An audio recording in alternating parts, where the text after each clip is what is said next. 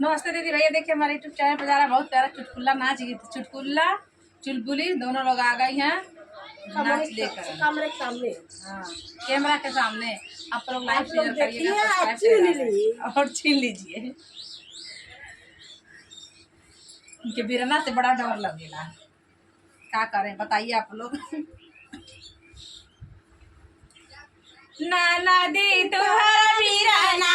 बड़ा डर लागा, नाना दी तुहरा बिरना बड़ा डर लागा, तुहरे बिरना के लमा लमा बहिया, तुहरे बिरना के लमा लमा बहिया, तुहरे बिरना के लमा लमा बहिया, पकड़ दे कवरिया बड़ा डर लागला, कवरिया बड़ा डर लागला, नदी तुहर बिरना बड़ा डर लागा, नाना दो तुहर बिरना बड़ा डर लागा, तुहरे बिरना के लमा